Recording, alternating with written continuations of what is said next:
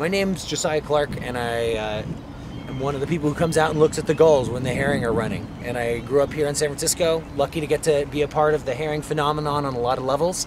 Get to come out and fish for them, get to come out and watch the phenomenon, and specifically sometimes when you get the gulls coming to an event, you have the gull watchers. And there's a few things to know about watching gulls at a herring run.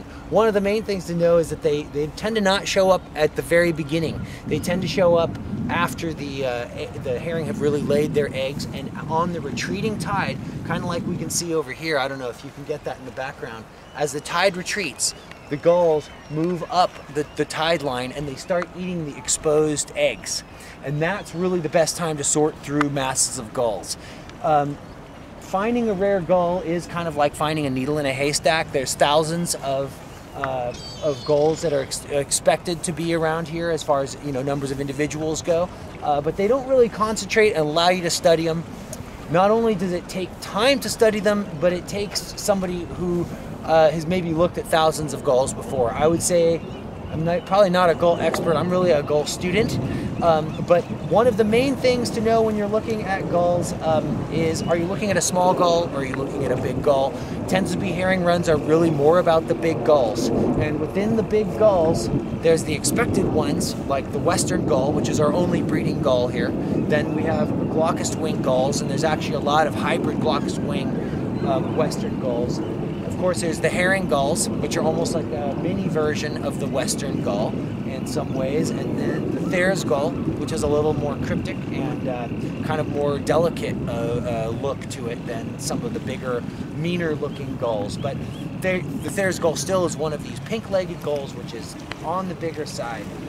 Another thing to know about gulls is that they don't attain their adult plumage until 3 to 4 years old.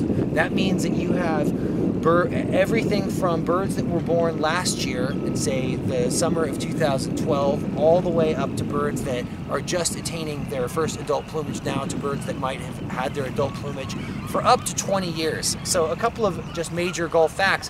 When I first went to the Farallon Islands, I was shown a gull that was older than me at the time. It was 27 years old, and that gull had been banded the first year of the work out on the Farallon Islands, a western gull, and they kept tags on it. So they lived for a long, it was at least 27 years old because it was banded as an adult.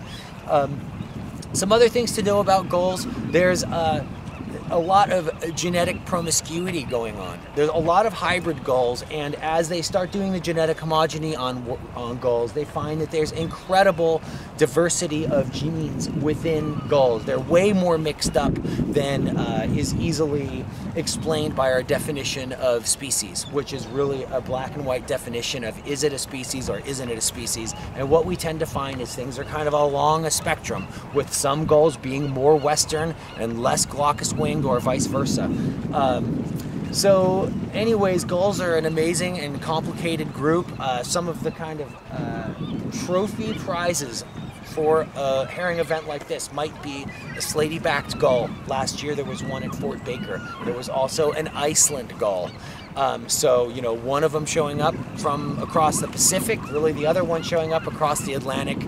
A huge event like this brings all kinds of characters together, and then it's an opportunity, kind of like ore in a pan, to sort through it all. So as these gulls are coming up onto the shore and getting ready to sort the herring, find the herring row, I'm going to try to sort through them and see if we might find something unusual.